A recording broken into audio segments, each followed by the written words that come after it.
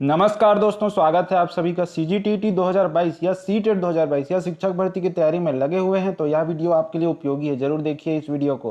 बाल विकास व शिक्षा शास्त्र यानी कि चाइल्ड डेवलपमेंट एंड पेडागोजी के लिए प्रैक्टिस सेट का यह भाग 19 है। ऑलरेडी भाग 1 से भाग 18 तक का वीडियो अपलोडेड है। यहाँ पे एक आई बटन दिखता है, वहाँ पे जाकर उन सभी वीडियोस को एक एक करके देख सकते हैं। अन्य वीडियोस के लिंक के लिए आप इस तरह का एक चिन्ह दिखेगा आपके मोबाइल में, उसको टच करेंगे तो डिस्क्रिप्शन खुलेगा, वहाँ अन्य वीडियोस के लिंक, फेसबुक के लिंक, टेलीग्राम्स के लिंक और अन्य जो लिंक है वो मिलेंगे। तो वहाँ से उन लिंक को आप ज्वाइन कर सकते हैं, यानी कि उस लिंक के माध्यम से उन ग्रुप्स को ज्वाइन कर सकते हैं। ये महत्वपूर्ण प्रश्नों का संकलन है दोस्तों, और ऑलरेडी टीटी और शिक्षक भर्ती परीक्षाओं में पूछे गए प्रश्नों का संकलन है। तो चलिए देखते हैं आज के प्रश्न क्या हैं। मनोवैज्ञानिकों के अनुसार निम्नलिखित में से किस विधि द्वारा मूल प्रवृत्तियों में परिवर्तन लाया जा सकता है? तो इसे बताना है। तो यहाँ पे विकल्प हैं सहसंबंध, मार्ग अंतरीकरण, विलयन, नवीनीकरण। आप भी कमेंट बॉक्स में उत्तर लिखते जाइए। 241 का उत्तर अगर ए है तो 241 ए लिखिए। इसी तरह लाइव चैट में भी लिखकर आप प्रैक्टिस कीजिए और अंत में बताइए कि बताए गए उत्तरों में से आपके कितने उत्तर सही हैं। साथ ही किसी उत्तर में आपको लगता है ये नहीं ये होना चाहिए तो उसे भी नीचे डिस्कशन करें कमेंट बॉक्स में। तो चलिए इसका उत्तर क्या होगा देख लेते हैं। यहाँ पे इसका सही आंसर है मार्ग अंतरीकरण। ठीक है, मार्गांतरीकरण। ठीक है, तो चलिए अब अगला प्रश्न देख लेते हैं दोस्तों। अगला है हमारा, खिलौनों की आयु कहा जाता है शैशव अवस्था को, पूर्व बाल्यावस्था को, उत्तर बाल्यावस्था को, सभी को। तो सभी इसमें सही आंसर नहीं है। ए बी सी में से कोई एक ही सही आंसर है। तो यहाँ पे जो सही आंसर है वो है पूर्व बाल्य अवस्था को खिलौनों की आयु कहा जाता है। ठीक है, याद रखिए इसको। प्रैक्टिस वीडियो है दोस्तों, इसलिए प्रैक्टिस करते जाइए। निम्नलिखित में से कौन सा एक माध्यमिक विद्यालय की कक्ष में शिक्षक की भूमिका का सर्वोत्तम या उचित वर्णन करता है? व्याख्यान देने के लिए पॉइंट प्रेजेंटेशन का प्रयोग करना, बहुपरिप्रेक्ष्य को निरुत्साहित करना तथा एक आयामी परिप्रेक्ष्य पर केंद्रीभूत होना। बहुपरिप्रेक्ष्य है वो। चर्चाओं के अवसर उपलब्ध कराना, प्रथम स्थान के लिए शिक्षार्थियों या विद्यार्थियों को आपस में प्रतिस्पर्धा के लिए बढ़ावा देना। इसका सही आंसर क्या है आप भी बताइए, क्या है इसका आंसर? तो इसका जो सही आंसर है वो है चर्चाओं के अवसर उपलब्ध कराना। सबसे उचित आंसर यही है। बच्चों के अधिगम को सुगम बनाने के लिए अध्यापकों को एक अच्छे कक्षाई परिवेश का सृजन करने की आवश्यकता है। इस प्रकार के अधिगम परिवेश बनाने के लिए दिए गए कथनों में से कौन सा कथन सत्य नहीं है? शिक्षकों के अनुसार कार्य करना, बच्चे की स्वीकृति, शिक्षक का सकारात्मक रूप, बच्चे के प्रयासों का अनुमोदन। तो इन चारों में से कौन सा है जो सत्य नहीं है? यानी कि 3 सत्य है और 1 सत्य नहीं है। तो यहाँ पे इसका सही आंसर यानी कि जो सत्य नहीं है वो है शिक्षकों के अनुसार कार्य करना। बाकी तीनों सही हैं लेकिन शिक्षकों के अनुसार कार्य करना सही नहीं है। तो यहाँ पे सही नहीं को पूछा इसलिए हमारा आंसर हो जाएगा। अगला देखते हैं दोस्तों। अगला प्रश्न है, छात्र स्वाभाविक रूप से प्रेरित होते हैं सरल कार्य की खोज के लिए, नवीनता का पता लगाने के लिए, सतत संघर्ष करने के लिए, गलतियां करने के लिए। इसका आंसर क्या है? तो इसका आंसर है नवीनता का पता लगाने के लिए। अगला हम देखते हैं दोस्तों। प्रैक्टिस सेट है, प्रैक्टिस करते जाइए, कमेंट बॉक्स लाइव चैट में लिखते जाइए। निम्न में से खाली स्थान को छोड़कर सभी बुद्धिमत्ता परीक्षण के उदाहरण हैं। तो इन चारों में कौन सा है जो बुद्धिमत्ता परीक्षण नहीं है, बुद्धिमत्ता परीक्षण का उदाहरण नहीं है, उसको बताना है।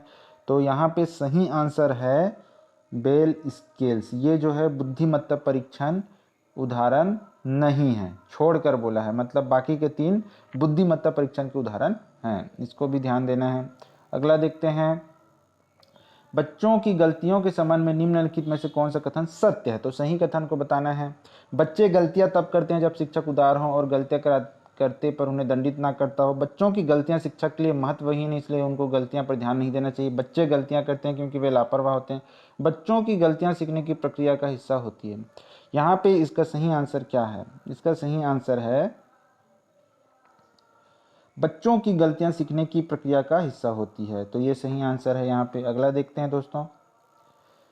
अधिगम की प्रक्रिया में प्रेरणा शिक्षार्थियों को दिशाहीन बनाती है, युवा शिक्षार्थियों के बीच सीखने की जिज्ञासा बनाती है, शिक्षार्थियों की स्मृति को तेज करती है, पुराने तथा नए ज्ञान में अंतर स्पष्ट करती है। तो यहाँ पे इसका सही आंसर है युवा शिक्षार्थियों के बीच सीखने की जिज्ञासा बनाती है।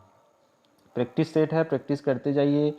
मानव व्यक्तित्व निम्न में से किसका परिणाम है? परवरिश और शिक्षा का, आनुवंशिकता और पर्यावरण के बीच संबंध का, केवल पर्यावरण का, केवल आनुवंशिकता का। तो आपको एक चीज़ यहाँ पे मैं स्पष्ट करूँ कि जहाँ पे ये केवल शब्द आ जाए मतलब वो आपका विकल्प उत्तर नहीं होगा, वो उत्तर सही नहीं है। तो सी और डी तो हो ही नहीं सकता, ए और बी में से एक होना चाहिए। तो यहाँ पे सही आंसर है आनुवांशिकता और वातावरण के बीच संबंध का। तो इसको ध्यान में रखना है। अगला देखते हैं। अभिप्रेरणा और अधिगम के बारे में निम्नलिखित में से कौन सा एक कथन सही है? तो सही कथन को पहचानना है। तो पहला लिखा है, अधिगम तभी प्रभावी होता है जब शिक्षार्थी बाहरी पुरस्कारों का उपयोग करने से प्रेरित हो।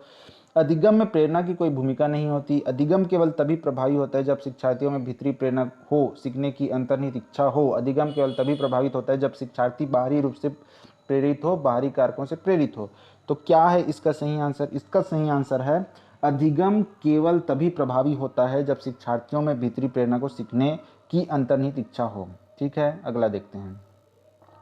अधिगम के लिए प्रथम शर्त क्या है? सीखने वाले की अभिप्रेरणा, सीखने वाले का मानसिक स्तर, सीखने वाले की बुद्धि, सीखने वाले की अभिवृत्ति। यहाँ पे सही आंसर क्या है? सही आंसर है सीखने वाले की अभिप्रेरणा। अगला देख लेते हैं। अधिगम के लिए द्वितीय शर्त क्या है? सीखने वाले का मानसिक स्तर, सीखने वाले की बहु अनुक्रियाएं, सीखने वाले की बुद्धि, सीखने वाले की अभिवृत्ति। तो यहाँ पे इसका सही आंसर है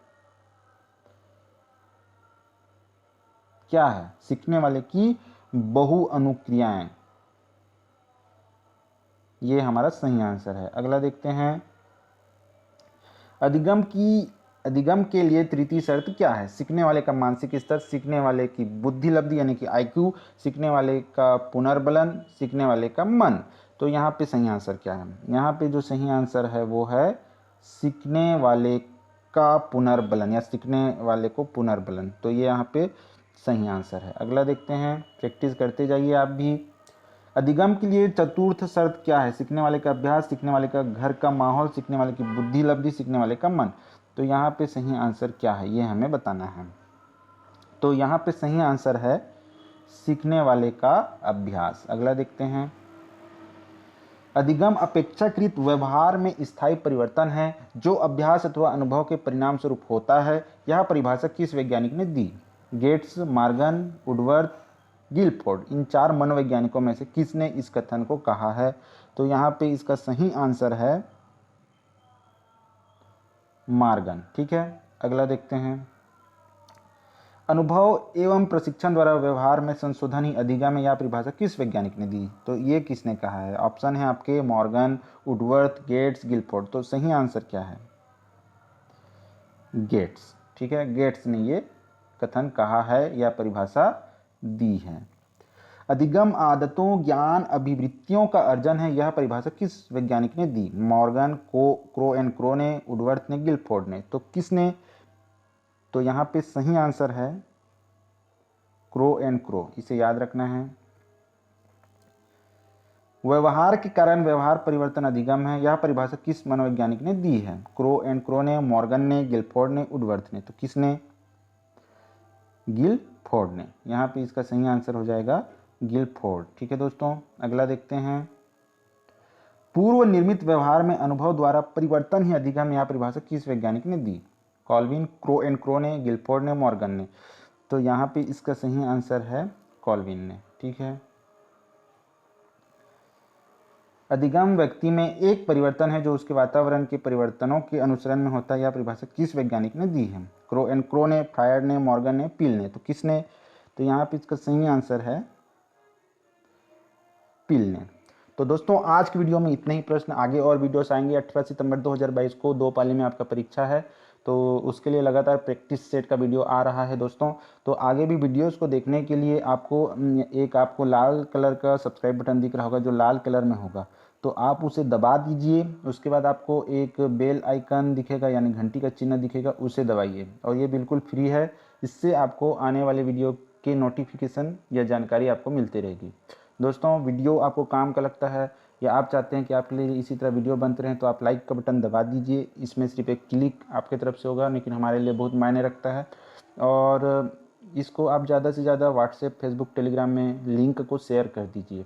और नीचे एक कमेंट बॉक्स है, वहाँ पे आप अपनी बातें लिखिए, प्रश्न पूछिए, या जितने बताए गए उत्तर में आपके कितने सही होते हैं उसको ज़रूर लिखिए वहाँ पे, इससे हमको अच्छा लगता है। और यहाँ पे एक ऐसा चिन्ह दिखेगा, वहाँ उसको क्लिक करेंगे तो डिस्क्रिप्शन खुलेगा जहाँ विभिन्न लिंक हैं, टेलीग्राम, फेसबुक और कई लिंक हैं, तो वो वहाँ से आप अन्य वीडियोस तक पहुँच सकते हैं। तो अब अगले वीडियो में मिलेंगे, तब तक के लिए धन्यवाद।